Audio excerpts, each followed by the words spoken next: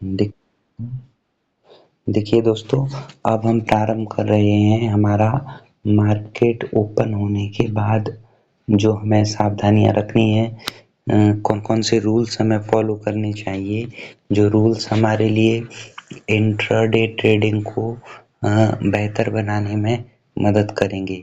तो हमने पहली वाली वीडियो में देखा था, इससे पिछली वीडियो में, कि हम मार्केट ओपन होने के पहले कौन-कौन सी तैयारी करें।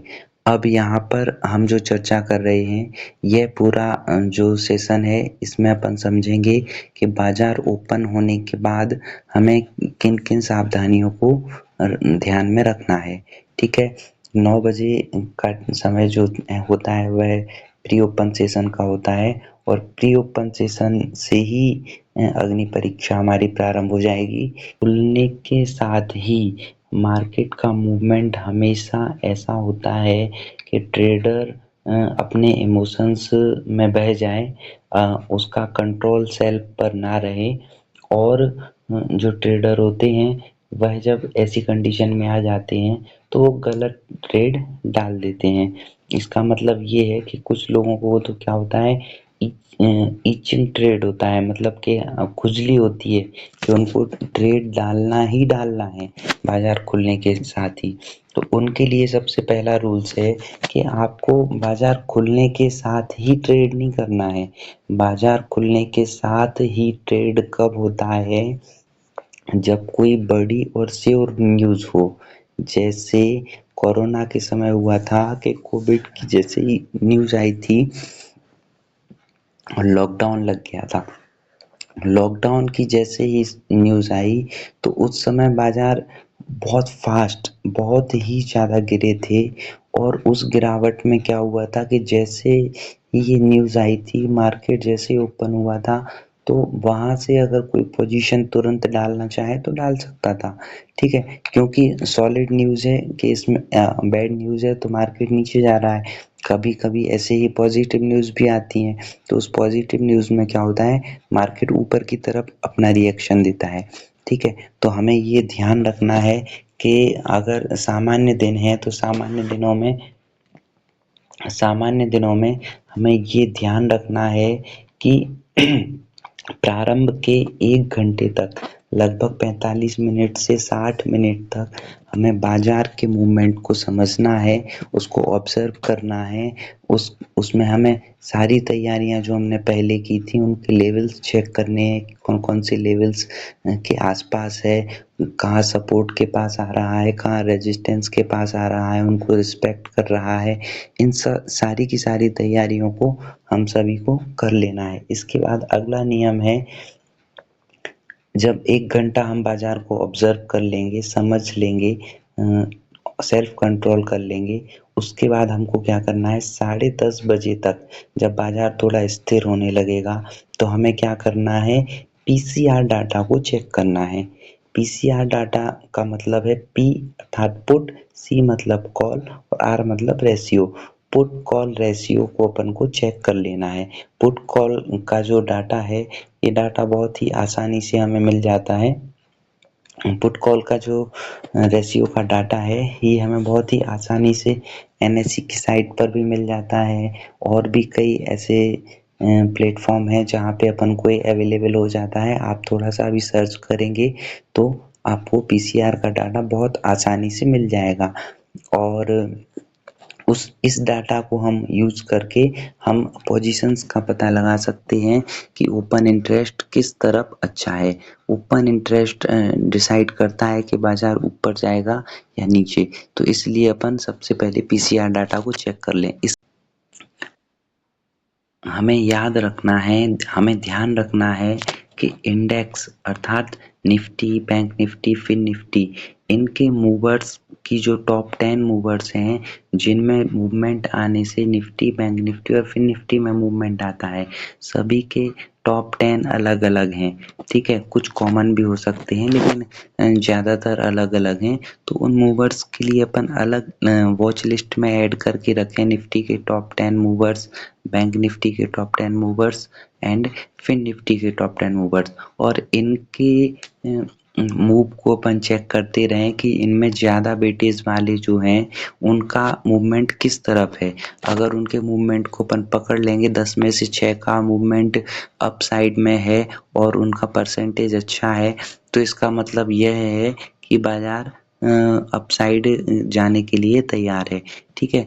और अगर इनका नेगेटिव है 10 में से 6 का, 8 का, 7 का, तो अपन ये समझ लेंगे कि बाज़ार कहाँ जाने वाला है, नीचे की तरफ जाने वाला है, ठीक है। तो ये हमारे लिए बहुत अच्छा ट्रिगर है। इसके बाद अपन अगला जो रूल्स है उसको देखते हैं। अगला रूल्स है इंट्राडे के सपोर्ट एंड रेजिस्टेंस नोट करें। मैंने बाज़ार के पूर्व की तैयारी में बताया था कि आप प्रीवियस डे के और उसके पहले के दिनों के सपोर्ट एंड रेजिस्टेंस नोट करके रखें। और यहाँ पर मैं आपसे ये कह रहा हूँ कि अब कुछ समय हो गया, 1 घंटा 1.5 घंटा आपको हो गया है, 1 आवर 2 आवर काफ़ी होते हैं ऑब्ज़र्व करने के लिए। तो उतने समय के जो सपोर्ट एंड रेजिस्टेंस लेवल हैं, इनको भी अपन को क्या करना है, नोट करना है। और कितनी स्पीड से अपने सपोर्ट और रेजिस्टेंस लेवल से दूसरी तरफ अपोजिट डायरेक्शन में भागा है, ये समझने बहुत ज़रूरी है। ये अपन समझेंगे कभी किसी दिन। इस पर मुझे बहुत ज़्यादा मतलब फोकस करना है, क्योंकि यह चीज़ आपके लिए कोई भी नहीं बताता है। जब मार्केट कोई सपोर्ट और रेजिस्टेंस लेवल को रिस्पेक्ट करता है और उस लेवल से तेज़ी से पास आता है या उससे दूर जाता है, तो उसका क्या मतलब होता है, ये अगर किसी ने समझ लिया तो उसको इंट्राडे ट्रेडिंग बहुत ही ज़्यादा आसान हो जाएगी, ठीक है। तो सपोर्ट एंड रेजिस्टेंस लेवल अपन को क्या करना है, नोट करके रखने हैं। और कितना किस लेवल को मार्केट रिस्पेक्ट कर रहा है, ये ज़रूर आइडेंटिफाई करके रखें। चलिए, इसके बाद क्या तैयारी करनी है, हमेशा अपनी क्षमता से कम पैसा लगाएं। अर्थात इंट्राडे में एक ही ट्रेड में अपना सारा पैसा ना लगा दें। ये बहुत ही इम्पोर्टेंट रूल्स है। देखिए क्या होता है, 100% सही कोई नहीं होता।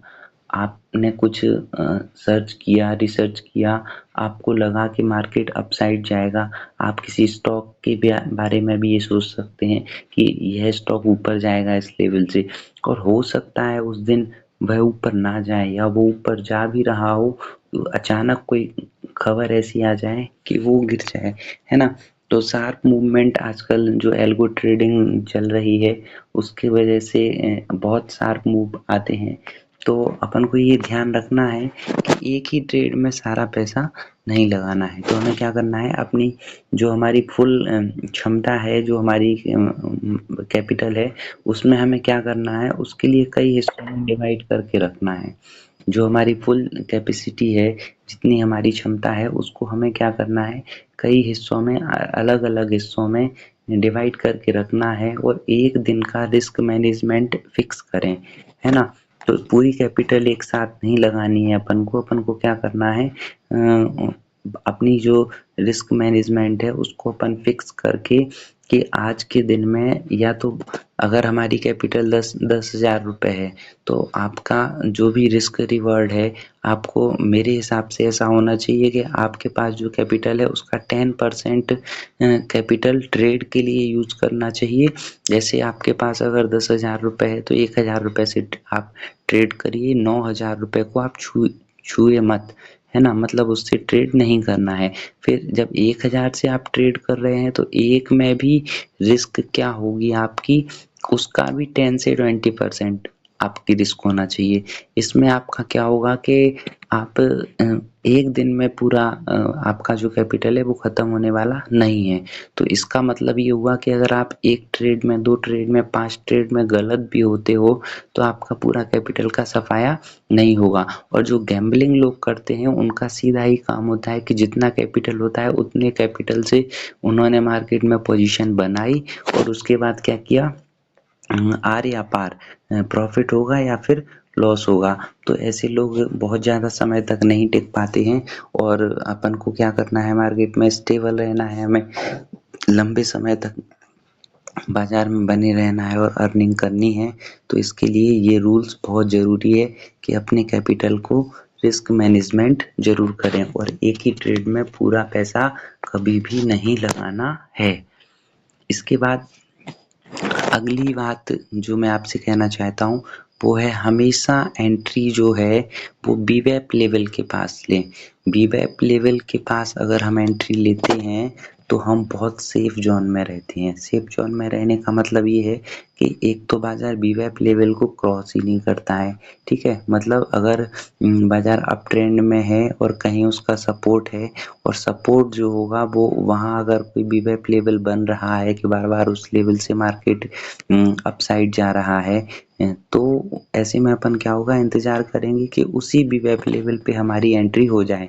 इसमें बीवैप लेवल अपन आइडेंटिफाई करके और प्री ऑर्डर भी डाल सकते हैं और स्टॉप लॉस जो आपने डिसाइड किया हो वो भी फॉलो स्ट्रिक्टली करना होता है इसमें। तो बीवैप का फुल फॉर्म तो वैसे सभी जानते हैं, फिर भी एक बार बता देता हूँ। वॉल्यूम वेटेड एवरेज प्राइस, ठीक है। मतलब कि जहाँ से वॉल्यूम फोर्स कर रहा है, जिस लेवल से बाजार बार बार उछल रहा है या डाउन साइड जब जा रहा हो, तो जिस लेवल से बार बार मार्केट नीचे की तरफ जा रहा हो वो बीवैप लेवल होता है। तो इस प्रकार से अपन को बीवैप लेवल पर एंट्री लेने से हम बहुत ज़्यादा सेफ जोन में रहते हैं। हमारे कैपिटल की रिस्क भी बहुत कम हो जाती है एंड इसमें टारगेट बड़े होते हैं, स्टॉप लॉस छोटा होता है।